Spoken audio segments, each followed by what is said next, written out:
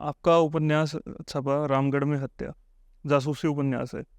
जासूसी उपन्यासों को हिंदी में कमतर क्यों आंका जाता है और उनकी उतनी रीच क्यों नहीं है, हिंदी के पाठक तक क्यों नहीं है? बाकी भाषाओं में तो है, इंग्लिश में है, हिंदी में कमतर क्यों आंका जाता है? अरे मैं आपका जो सवाल का आखिरी हिस्सा था ना, उनकी रीच कम क्यों है, इसका मैं इससे सहमत नहीं हूँ। उनकी रीच बहुत है।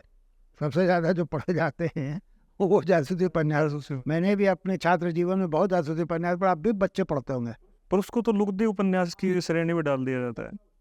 देखिए, हमारे यहाँ कई तरह की, जिन्हें आप कहते हैं हिपोक्रेसीज, है ना, क्या उसके लिए हिंदी पाखंड, कई तरह के पाखंड हैं हिंदी समाज में। दूसरे समाजों में होंगे कि नहीं मुझे नहीं पता, लेकिन हमारे यहाँ है। जैसे हमारे यहाँ जासूसी उपन्यास लिखना घटिया काम समझा जाता है, बच्चों के लिए लिखना घटिया काम। मज़ेदार बात यह है कि बच्चों के लिए जिनको लिखना सबसे बड़ी चुनौती होगी, जो लिखना, उसे भी हमारे यहाँ घटिया काम। आप कोई साइंस फिक्शन, कोई और इस तरह की, मतलब आप लीक से हट के जैसे ही दूसरी तरफ गए तो बाकी सब तरफ से आवाज़ आने लगती है कि भाई आप तो एक मतलब खराब या घटिया। मैंने कहीं कहा भी है कि श्रीलाल शुक्ल ने एक उपन्यास लिखा था, आदमी का जहर, है ना, जासूसी उपन्यास था।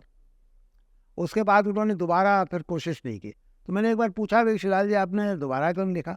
तो हंसने लगे। उन्होंने कहा, रहे साले हमको सब ये सब समझते हैं कि मैं कोई जासूसी लेखक हूँ, ये हूँ। तो उन्होंने दोबारा कोशिश ही नहीं की। लेकिन आप देखिए कि दूसरी भाषाओं में ये पाखंड नहीं है ना। बच्चों के लिए लिखना कितनी बड़ी चीज़ समझी जाती है। रस्किन बॉन्ड ने तो पूरी जिंदगी बच्चों के लिए लिखा। भाई पूरे रस्किन बॉन्ड बच्चों के लिए लिख करके, और एक ज़रूरी उपस्थिति है हम लोगों के बीच में। ग्राहम ग्रीन ने एक आवर मैन इन हवाना उपन्यास है। ग्राहम ग्रीन अपनी भाषा का, जिसे हम मुख्य धारा कहते हैं, कोट अनकोट कहते हैं, वहाँ का भी बड़ा लेखक है।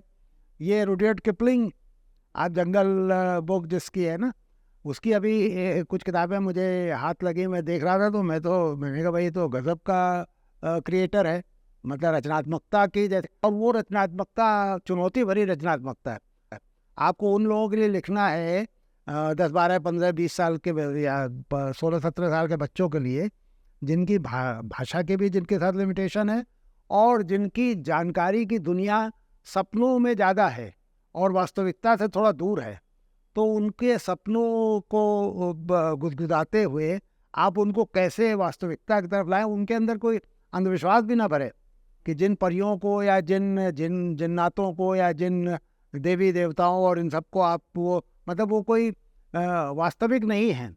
वो आपको थोड़ी देर के लिए मनोरंजन करते हैं। नहीं, मनोरंजन के साथ साथ आपको ये एहसास होता रहता है कि ये मतलब थोड़ा बहुत मतलब थोड़ा क्या, ये ज़्यादा फैंटेसी है और वास्तविकता कम है।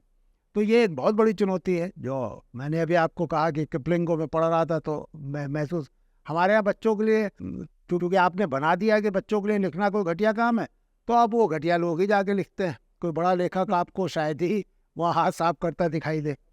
तो ये एक बड़ी भारी, हालांकि मज़ेदार बात है कि पाठक, उनके पास जितने पाठक हैं, वो हम जो अभिजात में जिसको मुख्य धारा कहते हैं, और तरह तरह के हमारे मन में उसको लेकर के गलतफहमियाँ और वो हैं, वो सब टूट जाती हैं जब हम देखते हैं कि भाई वो तो जो जासूसी उपन्यास ओम प्रकाश शर्मा और प्यारेलाल आवारा और इब्ने सफ़ी BA और गुलशन नंदा, है ना, इस तरह इनके 5-5 लाख 10-10 लाख के एडिशन निकलते हैं।